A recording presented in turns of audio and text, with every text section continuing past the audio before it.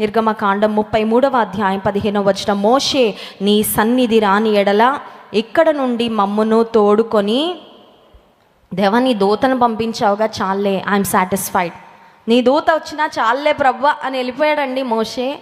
దేవుడు అన్నాడు కదా, మోషే నువ్వు ఇంతగా బ్రతిమాలుకున్నావు కాబట్టి దూతని పంపిస్తాను, కానీ బహుశా మార్గంలో మీలో కొంతమందిని సంహరిస్తా, ఎందుకంటే వారి అవిధేయతను బట్టి. అయితే మోషే అంటున్నాడు, దేవా నేను సాటిస్ఫై అవ్వట్లేదు, నీ దూత వస్తే మాకు కాదయ్యా, నువ్వు రావాల్సిందే. ఎంత పట్టుదల అండి! ఒకసారి దేవుని స్తుతిద్దామా? హల్లెలూయా!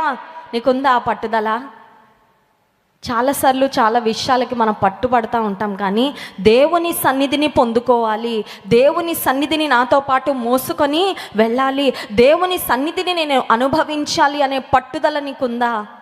మోషే తన జీవితంలో అడుగుతున్నాడు, దేవా నీ సన్నిధి రాకపోతే, చూడండి కొన్నిసార్లు పిల్లలు కొన్ని షాప్స్కి వెళ్ళిన తర్వాత మొండికేస్తారు, ఆ బొమ్మ కొనియకపోతే నేను ఇక్కడే కూర్చుని పోతా, అవును కాదండి?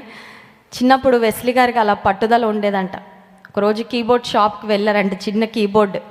అప్పుడు ఆత్మీయ తల్లిదండ్రులు మరి వారు ఆర్థికంగా కూడా చాలా స్ట్రగుల్ గుండా వెళ్తూ ఉండేవారు సేవకు వచ్చిన ప్రారంభ దినాల్లో. వెస్లీ గారు ఒక కీబోర్డ్ చూపించి, డాడీ నాకు ఈ కీబోర్డు కావాలంటే పాస్టర్ గారు అన్నాడు, డబ్బులు లేవు నాయన, మళ్ళీ వద్దాంలే, ఇప్పుడు కావాలి డాడీ అని అక్కడ కూర్చుండిపోయారండి షాప్లో. నాయన మన పరుగు పోతుంది, నువ్వు లే, అలా పేచి పెట్టకు, నేను మళ్ళీ కొనిస్తాలే, ఇంటికి వెళ్ళి మళ్ళీ డబ్బులు తీసుకో. లేదు డాడీ నాకు ఇప్పుడు నువ్వు, ఇంకా ఆత్మీయ తండ్రి గారికి చేసేదేమీ లేక ఏదో ఒకటి చేసి అక్కడ ఆ కీబోర్డ్ కొని ఇంటికి తీసుకొచ్చారండి. ఇప్పుడు అదే పట్టుదల దేవుని సేవలో చాలా ఉపయోగపడుతుందండి. దేవునికి స్తోత్రం చెప్దామా? హల్లెలూయా! పట్టుదల. కొన్ని కార్యాలు జరగాలంటే పట్టుపట్టి ఎలా సాధిస్తామో దేవుని సన్నిధి కొరకైన పట్టుదల మోషేలో కనబడతా ఉంది. చేయాల్సింది చాలా ప్రయాణం ఉంది. ప్రయాణంలో ఆగిపోవడం అంటే అది చిన్న విషయం కాదండి. చూడండి, ప్రయాణంలో ఒక్కొక్కసారి ట్రైన్ జర్నీస్లో ఆపేస్తాడు ట్రైన్.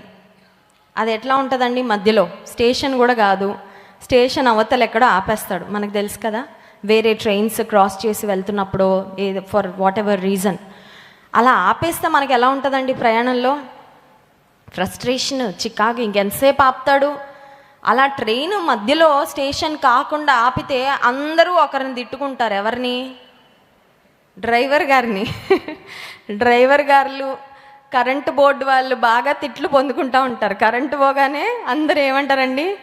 వీడు తీసాడా కరెంట్ అని మొదలు పెడతారు కదా. కరెంటు అతన్ని, ఎలక్ట్రిసిటీ బోర్డు వాళ్ళని తిట్టుతూ ఉంటారు.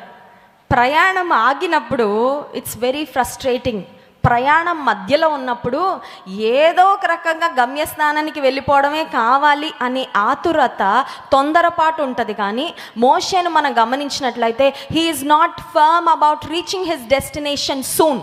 గమ్యానికి త్వరగా వెళ్ళిపోవాలి అనే ఆలోచన కన్నా దేవుని సన్నిధితోనే వెళ్ళాలి అనే ఆలోచన మోషేకి ఎక్కువగా ఉంది. ఎందుకంటే మోషేకి తెలుసు, దేవుని సన్నిధి వారితో రాకుండా వెళ్ళినా ఆ ప్రయాణం ముందుకు సాగదు. దేవుని సన్నిధి లేకుండా త్వరగా ముందుకు వెళ్ళినా మళ్ళీ ఏదో ఒక బ్రేక్ పడిపోద్ది, ఏదో ఒక నష్టాన్ని వారు చవి చూస్తారు, ఏదో ఒక కష్టం వారు పొందుకుంటారు. కాబట్టి వెళ్తే, కదిలితే దేవుని సన్నిధితోనే మేము ఇక్కడ నుంచి కదలాలి.